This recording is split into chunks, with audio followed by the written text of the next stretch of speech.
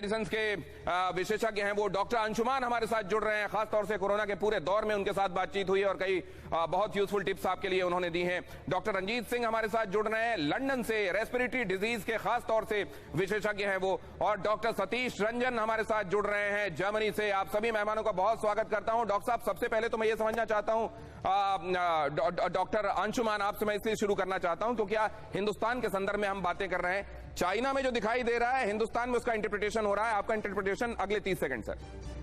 जी बिल्कुल, जो चाइना में दिख रहा है हिंदुस्तान में ऑलरेडी दिख चुका है, लेकिन इतना बुरा तब भी नहीं हुआ था हिंदुस्तान में जो आज चाइना में देख रहे हैं। आपने बिल्कुल सही कहा, इनलाइटनमेंट हो गया जीरो कोविड पॉलिसी से ऑल कोविड पॉलिसी पे। इसी कारण उनको इस फेज से गुजरना था। पहले गुजर लिए हुए तो बेहतर था, लेकिन अब गुजर रहे हैं। मतलब इसका ये कि ये स्टेज तो आनी थी, आपने बचने की कोशिश की, बहुत दिनों तक बचे और अब अचानक आप सामने आ गए हैं। अगर ग्रेजुअली ऐसा करते तो हो सकता है धीरे धीरे ये स्थितियां होती, आपके अस्पतालों में यूं भीड़ ना होती। आपने पहले एकदम जीरो रखा और अब ऑल कर दिया। इससे हुआ ये कि आपका जो अस्पताल है, आपका जो स्वास्थ्य प्रबंधन है, उसके लिए तैयार नहीं था। मैं जरा समझना चाहता हूं इसको। डॉक्टर रंजीत सिंह हमारे साथ जुड़ रहे हैं लंदन से। इसको देखा जा रहा होगा बड़ी चिंता के तौर पर, क्योंकि दुनिया का एक बड़ा आबादी का हिस्सा यहां रहता है। डॉक्टर रंजीत, वहां आप कैसे इंटरप्रेट कर रहे हैं? लंदन कैसे देख रहा है? यूके कैसे देख रहा है इसको? का मेन कारण है कि चाइना का जो वैक्सीन प्रोग्राम है, इट्स अ फेल प्रोग्राम है। जो उसका अपना उसने जो वैक्सीन बनाया था, इट्स अ वीक वैक्सीन। उसी का इम्पैक्ट आपको दिख रहा है चाइना में आज। तो अभी आपने देखा होगा हाल में उसने जर्मनी से 20,000 फिर से वैक्सीनेशन मंगाया है अपने कंट्री में, क्योंकि उसको पता हो गया कि मेरा वैक्सीन फेल हो चुका है। दैट्स द रीजन आप देख रहे हैं कि चाइना में जो नंबर ऑफ केसेस है वो बढ़ते जा रहे हैं। सर, मेरे समझ में एक चीज और मैं आपसे जानना चाहता हूं, अगर साउथ कोरिया ने यही किया था, अगर हांगकांग ने यही किया था, ये जो जीरो कोविड इंप्लीमेंट करना चाह रहे थे, क्या ये कुछ देर तक संक्रमण से टाइम बाय किया इन्होंने और एक्चुअली ये बच नहीं सकते इसलिए आज ये स्थितियां आ गई? इसको ऐसे एनालाइज किया जाए क्या? इसको ऐसे भी सोच सकते हैं कि उसने ठीक से वैक्सीन का अपना जो उनका प्रोटोकॉल नहीं मैं सर इसलिए थोड़ा इससे मतलब आप लोगों से और जानना चाहता हूं, बल्कि डॉक्टर सतीश रंजन के पास ये सवाल लेकर मैं जाऊंगा। जब ये कहा जा रहा है कि ये इम्यूनिटी को एस्केप करने वाला वेरिएंट है, आपको पहले संक्रमण हुआ हो या आप वैक्सीनेट हुआ हो, ये इम्यूनिटी को सर्कमवेंट करके जा सकता है। वो इसलिए क्योंकि इसमें रिकॉम्बिनेंट जहां पर ये असल में ये इसकी बाइंडिंग प्रोटीन पर म्यूटेशन हुआ है। अगर बाइंडिंग प्रोटीन पर म्यूटेशन होता है और ये इम्यूनिटी को एस्केप करके संक्रमण करता है, तो वैक्सीनेट हुए या नहीं हुए कैसे फर्क डाल सकता है? डॉक्टर सतीश रंजन।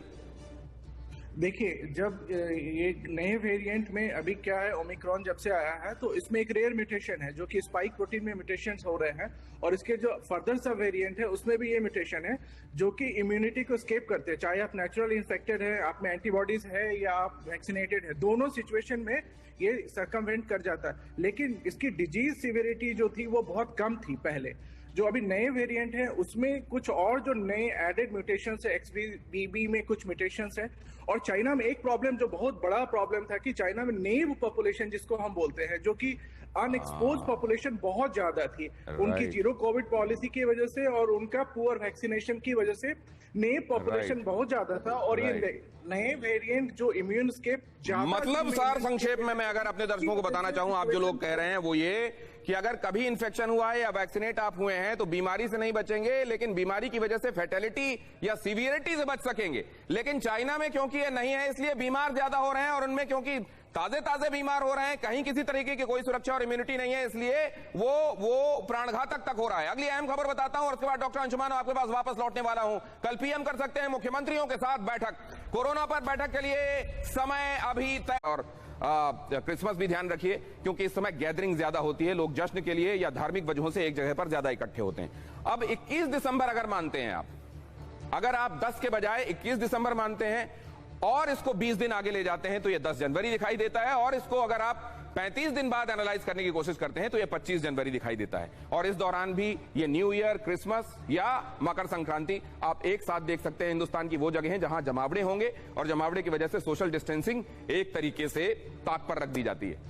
मतलब ये कि अगर ये पूरी बात, ये पूरा पाठ और इसके साथ जुड़ा हुआ टाइम कुछ कहता है, और हिंदुस्तान में किन किन जगहों पर जमावड़ा किस तारीख में ज्यादा होगा वो भी कोई इंडिकेशन है, तो एक महीने बाद क्या हो सकता है, अब जरा यह समझने की कोशिश करते हैं। डॉक्टर अंशुमान, आपकी टिप्पणी बहुत जल्दी से। जी बिल्कुल सही कहा। उसके पहले दिनेश साहब, इम्यूनिटी वाला चकमा वाला आपको क्लियर करते चलते प्लीज प्लीज सर। उसमें सबसे पहले तो 100% केस में चकमा नहीं होता है। दूसरा, जो वैक्सीनेटेड लोग हैं उसमें फेटलिटी मतलब मौत की संभावना काफी कम होती है, जो बहुत महत्वपूर्ण है जो लोग वैक्सीनेटेड हैं उनके लिए। दूसरा, जो आपने बात कही, संक्रमण हिंदुस्तान में भी होगा। हम इतना पोरस बॉर्डर को सील नहीं कर सकते हैं, ना होता है, संक्रमण आने लगा है। अब हमें एहतियात यही बरतना है संक्रमक मारक क्षमता में न बदल जाए, खास करके बुजुर्ग, वृद्ध में या कोमॉर्बिड कंडीशन में। उनको बचाने के लिए यंगस्टर्स को भी बचना है इन्फेक्शन से। यंगस्टर्स को ज्यादा नुकसान ना भी हो, लेकिन अपने बुजुर्ग को, अपने उम्रदराज को इन्फेक्शन पहुंचा सकते हैं, नुकसान हो सकता है। इसके लिए हमें एहतियात रखना है। आंकड़ा आपका बिल्कुल सही है, 14 जनवरी से 25 जनवरी के आसपास आउटब्रेक का चांस रहेगा। 14 जनवरी से 25 जनवरी के आसपास हिंदुस्तान में आउटब्रेक का चांस रहेगा। ये खबर उस पर डिपेंड करेगी जो इस खबर को अपने तरीके से, अगर आप समझदार हैं तो आप सतर्क होंगे, और अगर आप समझदारी से काम नहीं लेते हैं तो आप पैनिक में आएंगे। और हम दरखास्त ये करते हैं, पैनिक में मत आइए, बिल्कुल भी मत घबराइए, क्योंकि आपने न जाने कितने बार ये देखा है। अगर आप सतर्क रहे हैं तो आपने खुद को ही बचाया है, अपनों को बचाया है। एक बार फिर से सतर्क होने की बारी आ रही है।